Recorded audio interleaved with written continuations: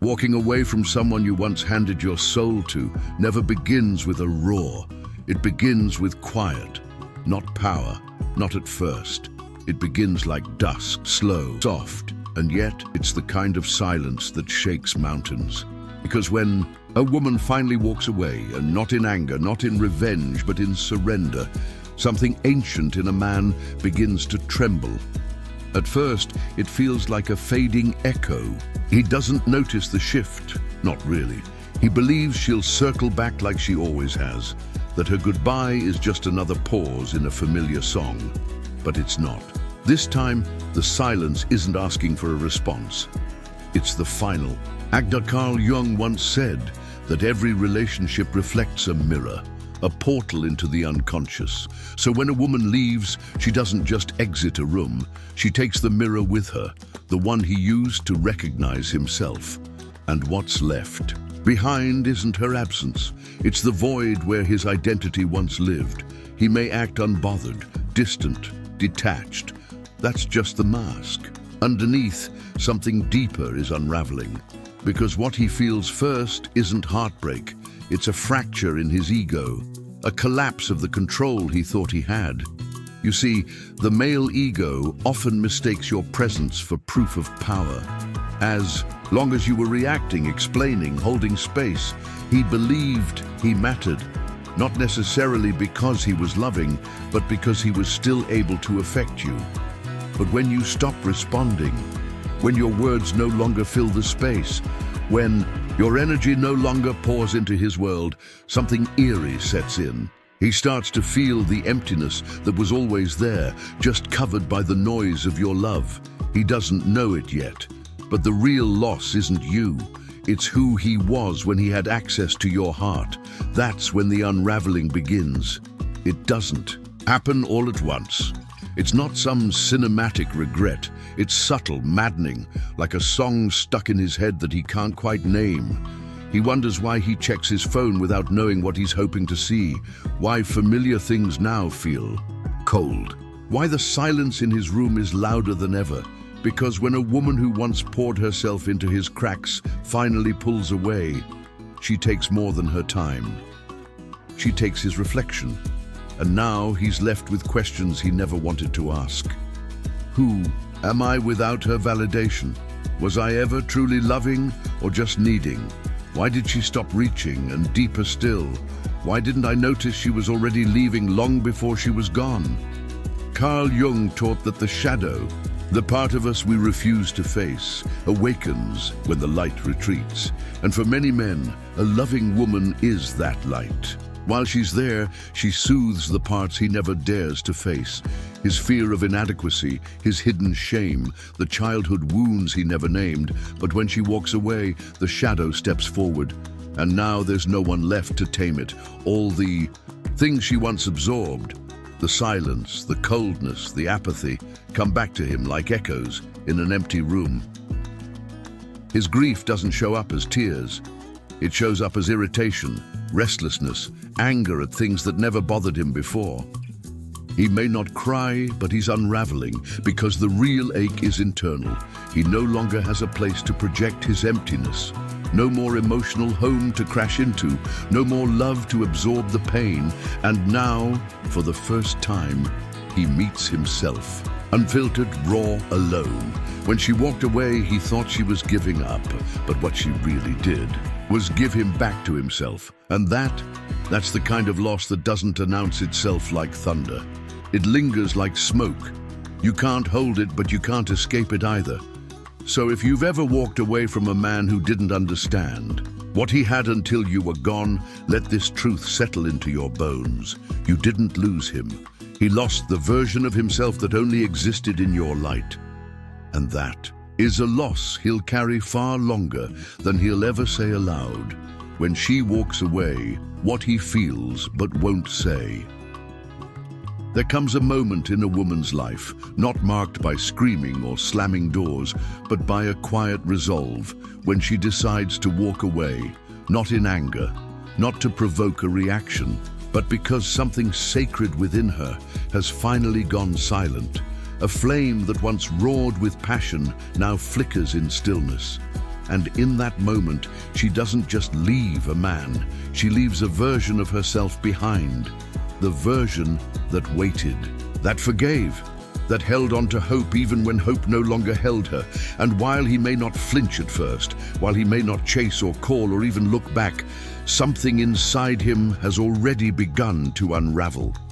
The shattering of ego, not heart. The male ego is a strange creature. It thrives in illusion, fed not just by power, but by the silent submission of another's affection. As long as she's explaining, pleading, proving her worth, he feels important. But when she stops, when her last message goes unanswered, when the soft look in her eyes turns still, when her goodbye is quiet rather than dramatic, he doesn't know it yet, but his ego has already started to bleed. He tells himself she's just being emotional, that she'll come back, that she always does. He writes her off with a chuckle and a shrug, but what he doesn't realize is that she didn't walk away to teach him a lesson. She walked away because staying became a betrayal of her own soul, and that is a death his ego was never prepared to mourn. The echo of the shadow Carl Jung called it the shadow, that hidden self we all carry, composed of the parts we refuse to see, the selfishness, the fear, the pride. And when love is present, the shadow often stays buried, cloaked by distraction and desire. But when she leaves, when her energy no longer shelters him from his own chaos, the shadow kicks in the door. He begins to hear a voice he long silenced, a whisper that tells him the truth, that she wasn't too sensitive, she was just deeply attuned, that she wasn't asking for too much, she was asking for reciprocity, that she wasn't dramatic, she was responding to a reality he refused to acknowledge. This confrontation with his shadow isn't loud, it's not theatrical. It arrives in solitude, in the stillness of nights where her absence sits beside him like a ghost he cannot exorcise.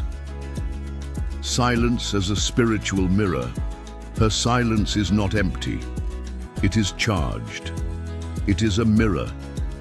Every time she doesn't reach out, every time her name doesn't appear on his screen, he feels it, not in his head, but in the hollow of his chest.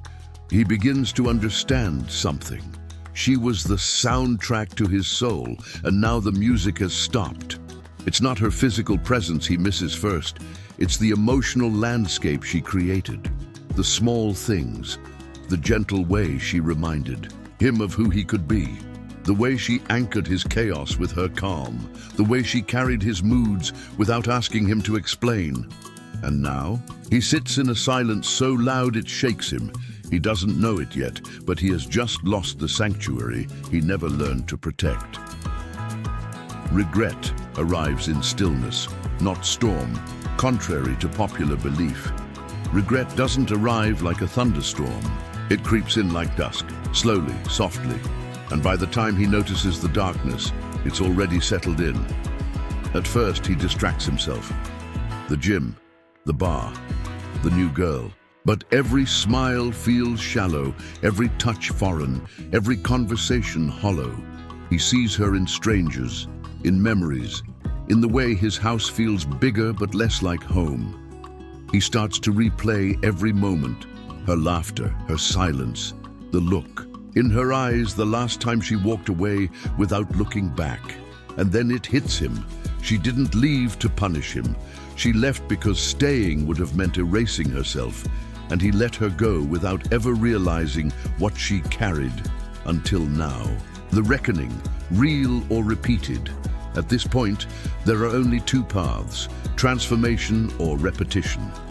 The first is rare. It requires him to sit with the discomfort, to question the stories he told himself, to admit he was loved deeply, and that he squandered that love out of fear or pride or emotional immaturity. If he chooses that path, it will break him open. He will cry in ways he's never cried, not because he wants her back, but because he finally sees what he lost. And in doing so, he begins to shed the skin of the boy who could not receive love and grows into the man who is finally ready to give it. But most don't choose this path. Most choose repetition. New faces, same patterns, same emptiness, masked. In novelty, they convinced themselves that she was just another chapter, when in reality, she was the book. The one that could have rewritten their entire story had they only turned the page. She wasn't trying to be worshipped, she wanted to be met. This is the tragedy he begins to understand too late. She didn't want perfection. She didn't expect him to be fearless or flawless. She wanted presence, accountability, a willingness to grow together, not a promise of being fully grown. She wanted emotional honesty, not grand gestures. She wanted to be seen, not saved. And now, in her absence, he begins to see her clearly for the first time.